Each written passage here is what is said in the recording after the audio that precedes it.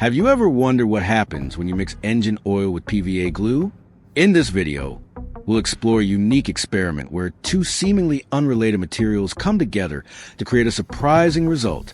Let's see what kind of magic this mixture can bring, from chemical reactions to creative applications. Don't forget to like, subscribe, and turn on the notification bell so you won't miss any exciting moments. Let's get started.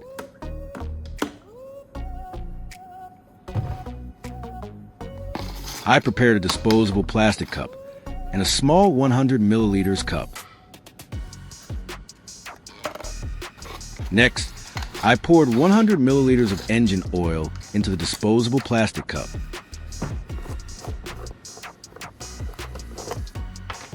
You can actually use old or used engine oil for this experiment instead of new oil. Many people change their motorbike or car oil regularly, so it's easy to collect some leftover oil from that process. You can also ask at local motorbike repair shops or garages, since they often have plenty of used oil that would otherwise be discarded.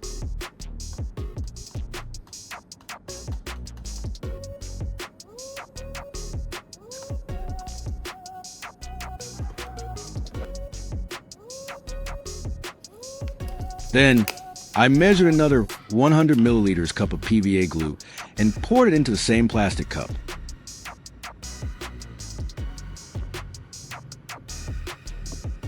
PVA glue, also known as polyvinyl acetate glue, is a water-based adhesive commonly used for wood, paper, and craft projects. In this experiment, the ratio I'm using is 1:1, equal parts engine oil and PVA glue, each 100 milliliters. This balanced proportion helps us clearly observe how the two materials behave together, without one completely overpowering the other. Now I'm going to stir this mixture thoroughly to see how the oil and PVA glue interact when blended together. But stirring it by hand would take a long time, so I'm going to make a simple tool to save time and effort. I'll use a fork as a stirring tool. Now I'm going to bend the two outer prongs of the fork. I'll apply heat to the metal first.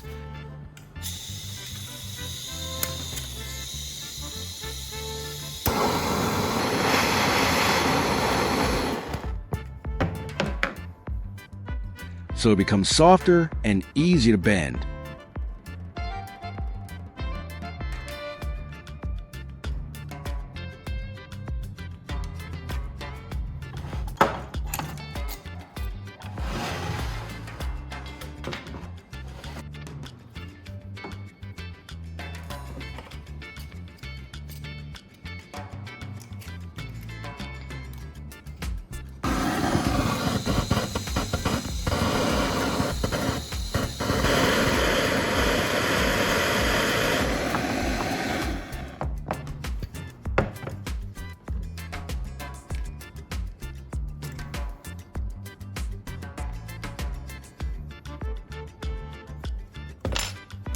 Next, I'll use this wooden stick to attach the fork onto it.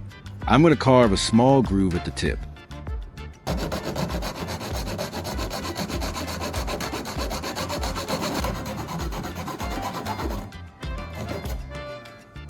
Next, I'll attach the fork firmly into the groove at the tip of the wooden stick.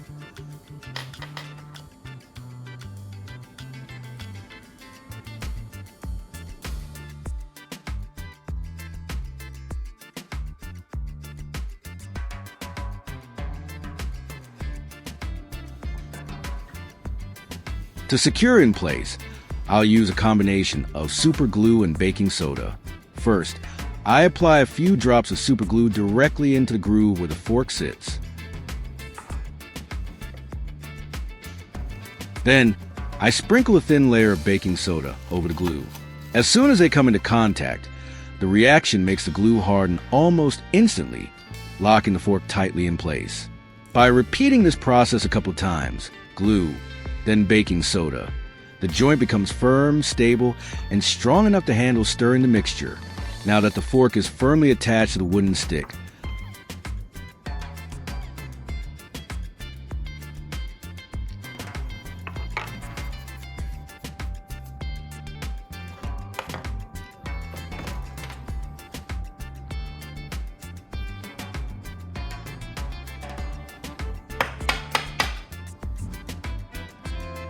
I'll insert the other end of the stick into the chuck of a drill.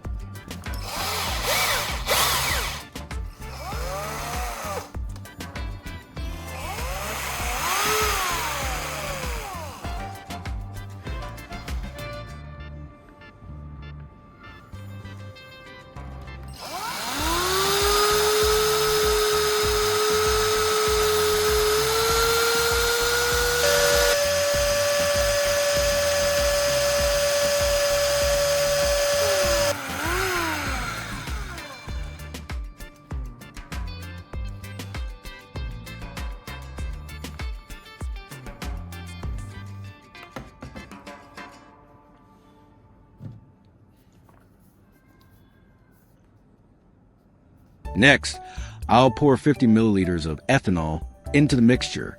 Ethanol acts as a solvent, and adding it may change the consistency of the blend, possibly helping the glue and oil interact in a different way.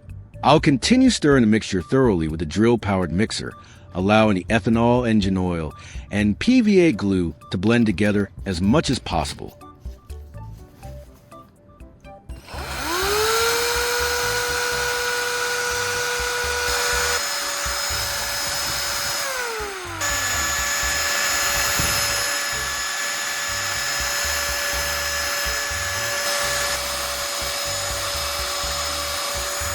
Ethanol works as a dispersing agent in this mixture. While oil and PVA glue normally resist blending, the ethanol helps to partially break down the glue's water-based structure and spread it more evenly throughout the oil. As a result, the mixture looks smoother and more uniform compared to when only glue and oil were combined, even though it may still separate slightly over time. I'll set aside a small portion of the mixture here to run a separate experiment with it.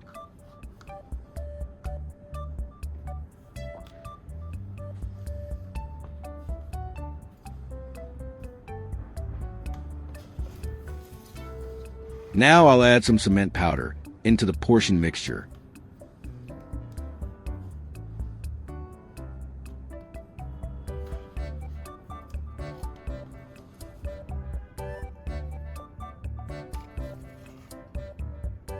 As I stir, the cement begins to absorb the liquid components, causing the texture to thicken and turn into a dense paste. This combination creates a unique composite material. It will be interesting to see how the presence of oil, glue, and ethanol affects the way the cement sets and hardens. Next, I'll mix the cement thoroughly into the blend, making sure the powder is evenly distributed. I'll keep adding more cement gradually until mixture reaches the workable consistency. Thick enough to hold its form, but not so dry that it crumbles or loses flexibility. Now I'll take the prepared mixture for testing. Now I'll test the adhesive strength of the mixture to see how firmly it has bonded to the wood's surface after drying. I'll use the mixture to bond these two bricks together. I'll spray a little water onto the brick surfaces. This helps reduce dust, improves adhesion, and allows the mixture to grip the bricks more effectively when applied. I'll spread a layer of the cement mixture onto the dampened brick surface, making sure it covers evenly, so the bond will be strong when the two pieces are pressed together.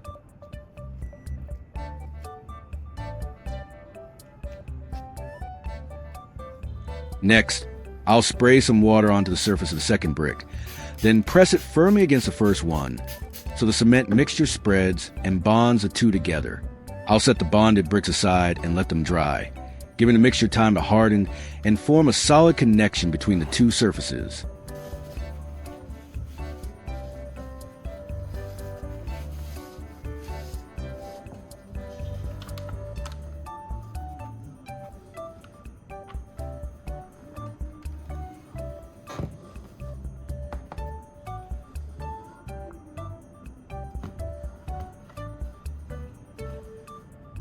On the sidewalk, there's a spot where the concrete is cracked.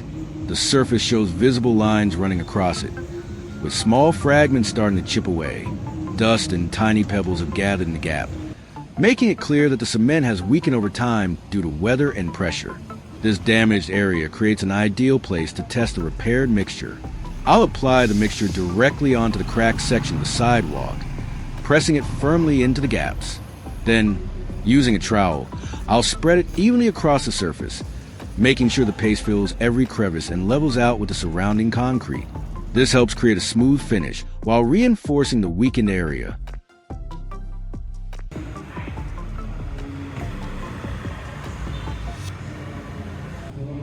Now I'll leave the patched area to sit and dry naturally. As time passes, the mixture will gradually harden, bonding with the old concrete.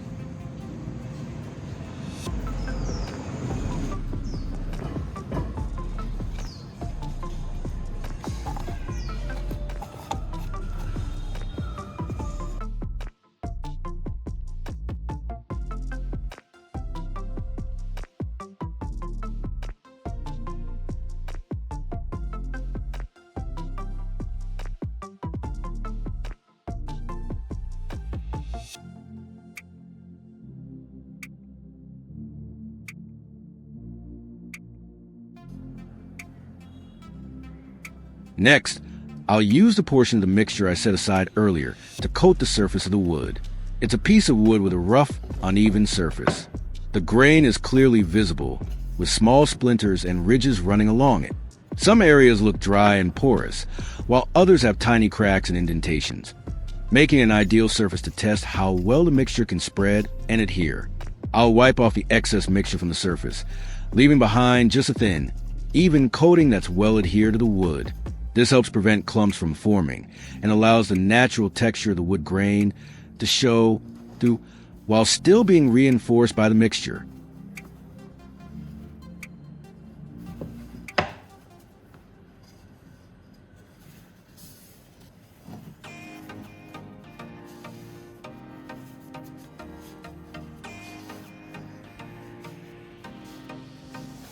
After wiping, the wood has a beautiful color.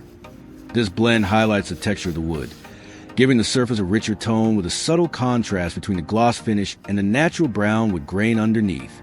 It creates a unique, antique yet elegant look.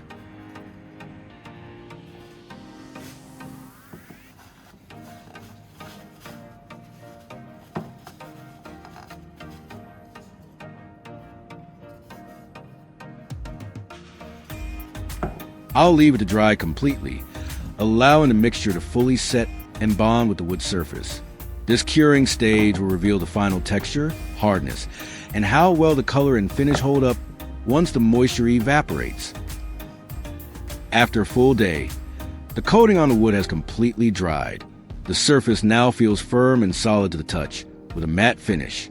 The wood's yellowish tone has become more pronounced after drying, giving it a glossy, attractive finish. The natural color shines through the coating, creating a smooth, polished look that enhances the wood's beauty while making it appear stronger and more refined. Now I'll test its water resistance by pouring some water onto the surface and observing how well the dried coating prevents absorption or penetration into the wood. On the treated surface, after wiping, it's completely dry with no sign of moisture left.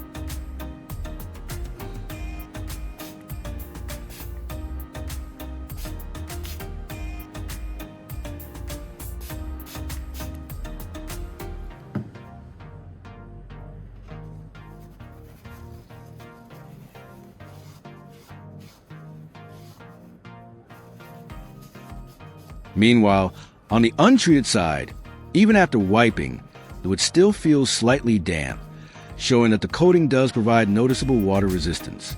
The mixture not only enhances the wood's natural color, giving a rich, glossy yellow tone, but also provides effective water resistance. The coated surface dries firm and repels moisture, while the untreated areas remain slightly damp, demonstrating that this experimental blend can both protect and beautify wooden surfaces.